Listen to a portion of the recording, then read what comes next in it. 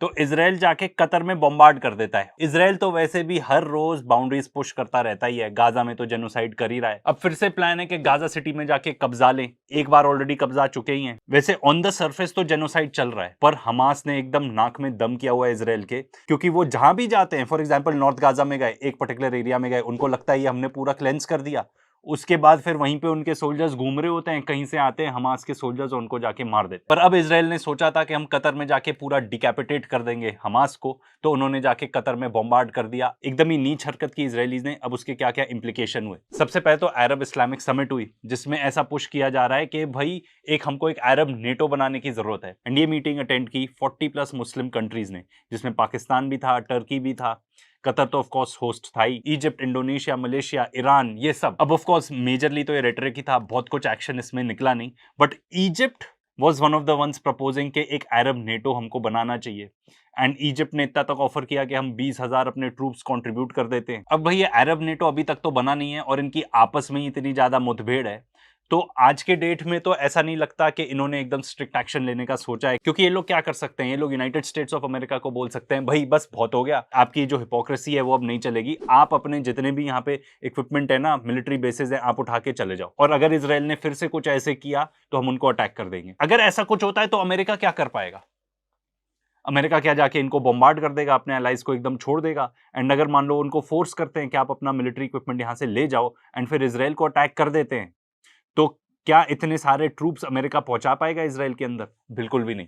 But ये सब तो खैर बहुत आगे की बात हो गई, आज के डेट में तो ऐसा कुछ भी नहीं हुआ है। पर एक तरफ जहां मेजर ब्रेक थ्रू हो चुका है नेटो टाइप सिक्योरिटी अरेंजमेंट से रिलेटेड, वो हमें देखने को मिला सऊदी अरेबिया और पाकिस्तान के बीच, जिसमें उन्होंने ये डिक्लेयर किया कि भाई अगर एक भी कंट्री पे अटैक होता है तो ये माना जाएगा कि दोनों कंट्री पर अटैक हो गया। अब देखो, इसका मतलब ये नहीं है कि अगर इंडिया जाके पाकिस्तान के ऊपर अटैक करता है तो फिर सऊदी अरेबिया एकदम इन्वॉल्व हो जाएगा वॉर में, ऐसा नहीं है। बट इसमें जो मेजर इंप्लीकेशन ये है कि पाकिस्तान के पास ऑलरेडी बैकिंग थी टर्की, अजरबैजान, चाइना की, एंड चाइना ने तो फुल फ्लेजेड हेल्प भी की पाकिस्तान को। सऊदी अरेबिया ऐड हो जाएगा उन पर्टिकुलर देशों की कैटेगरी में, कम से कम इतना तो होगा ही। तो अगर मान लो इंडिया करना चाहता है ऑपरेशन सिंदूर पार्ट 2, तो उनके लिए जो डिसीजन है हमारे लिए कि भाई हम जाके अटैक करना चाहते हैं पर्टिकुलर पाकिस्तान में, तो वो और भी ज्यादा डिफिकल्ट हो गया, और भी ज्यादा कॉम्प्लिकेटेड हो गया। बट हमारी गोदी मीडिया और हमारे यहाँ ठीक है, हम तो इंडिया से हैं तो हम इसको अपने लेंस की तरफ से देख रहे हैं, बट एक्चुअली इसके वाइडर इंप्लीकेशन है।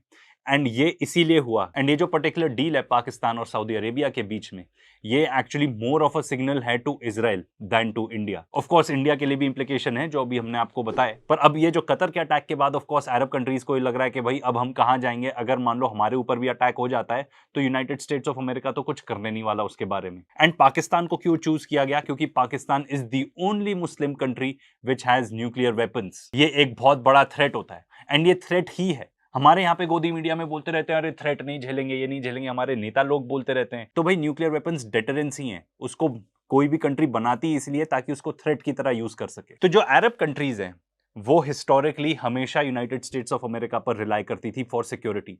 तो this is a big move which basically signals कि भाई हम आप पे ही डिपेंडेंट नहीं रहेंगे, हमारे पास हमारे जो रीजनल एलाइज हैं हम उनके साथ कोऑर्डिनेटेड एफर्ट करेंगे अपने आप को बचाने के लिए।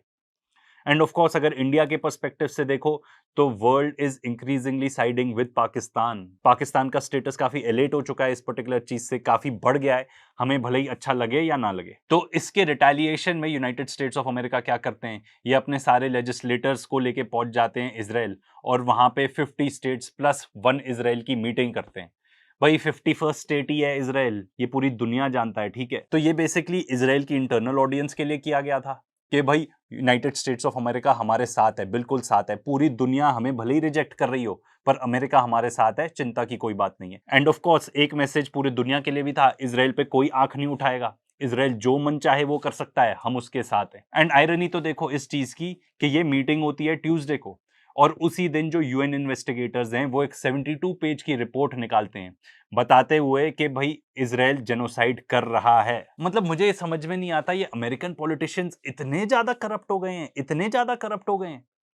आप ये देखो इजराइल कितना स्मार्ट प्ले कर लेता है, credit way credit is due. वहां पे इन्होंने बनाई हुई है इजराइल लॉबीज, ठीक है। तो अमेरिका के पॉलिटिशियंस को फंड करते हैं वाया दीज पर्टिकुलर लॉबीज, तो इसलिए इजराइल के खिलाफ तो कोई कुछ बोल ही नहीं सकता। आप सपोर्ट करोगे worth millions of dollars and आप उससे कई ज्यादा इन रिटर्न ले लोगे, billion dollars worth of support ले लोगे अमेरिका से। एंड एक जो perfect example of a product of Israel lobby वो है इनका foreign minister, secretary of state Marco Rubio. तो ये जो पर्टिकुलर मीटिंग थी उसमें ऑफ कोर्स इन्होंने हमास को टारगेट किया कि वो बोलता है नेतन्याहू कि भाई हमास जहां भी होगा हम उनको टारगेट कर लेंगे।